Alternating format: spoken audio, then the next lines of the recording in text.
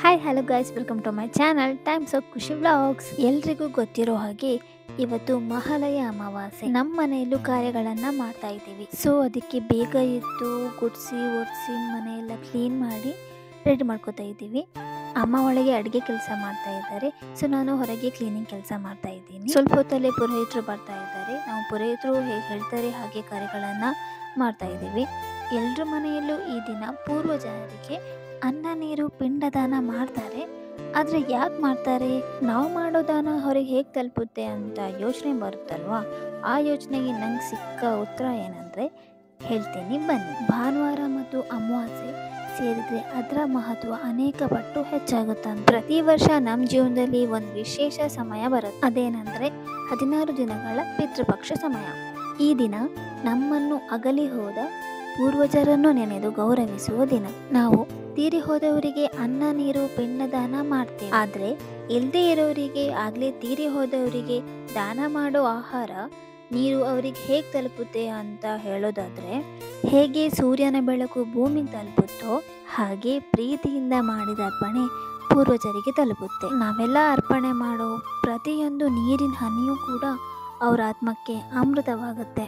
ಹಸಿದವರಿಗೆ, ಹಸುಗಳಿಗೆ, ಪ್ರಾಣಿ ಪಕ್ಷಿಗಳಿಗೆ ಕೊಟ್ಟ ಅನ್ನ ಅವರ ಸೂಕ್ಷ್ಮ ದೇಹಕ್ಕೆ ಪೋಷಕವಾಗುತ್ತೆ. ಪಿತೃಪಕ್ಷ ಜೀವಿತ ಹಾಗೂ ಮೃತರ ಅಂದರೆ ನಮ್ಮ ಹಾಗೂ ಪೂರ್ವಜರ ನಡುವೆ ಇರುವ ಪ್ರೀತಿಯ ಸೇತುವೆ ಇದ್ದ ಹಾಗೆ ಅಂತ ಹೇಳ್ತಾರೆ.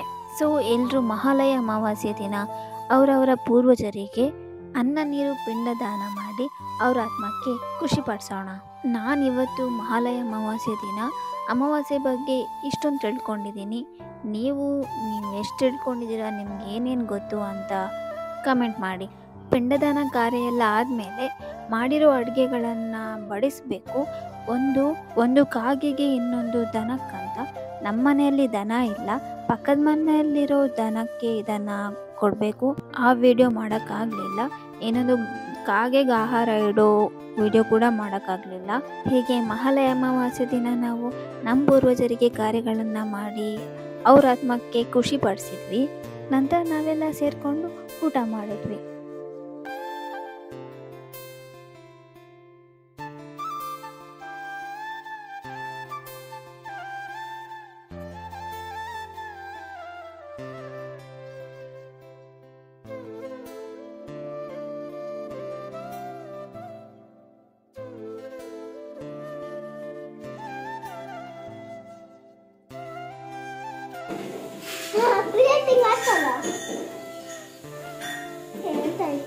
ಬೆಳಿಗ್ಗೆ ಗೇಮ್ಸ್ ಆಡೋದು ಮೊಬೈಲಲ್ಲಿ. ಶಮ್ಮು ಮತ್ತೆ ಯಾರು, ಆಕಾಶ ಅಲ್ಲ. ಎಷ್ಟು ಹೇಳಿದ್ರು ಬುದ್ಧಿ ಇಲ್ಲ ಅವನಿಗೆ. ಮಕ್ಕಳಿಗೆಲ್ಲ ಕಲಿಸಿ ಕೊಡ್ತಾನೆ. ಓಕೆ ಗೈಸ್, ನಾನು ವ್ಲಾಗ್ನ ಎಂಡ್ ಮಾಡ್ತಿದ್ದೀನಿ. ಇನ್ನೊಂದು ಹೊಸ ವ್ಲಾಗ್ ಜೊತೆ ಸಿಗ್ತೀನಿ. ಅಲ್ಲಿವರೆಗೂ ಯಾರು ನನ್ನ ಚಾನಲ್ ಸಬ್ಸ್ಕ್ರೈಬ್ ಮಾಡಲಿಲ್ಲ, ಪ್ಲೀಸ್ ಸಬ್ಸ್ಕ್ರೈಬ್ ಮಾಡಿ, ಲೈಕ್ ಮಾಡಿ, ಶೇರ್ ಮಾಡಿ, ಕಮೆಂಟ್ ಮಾಡಿ. Thank you.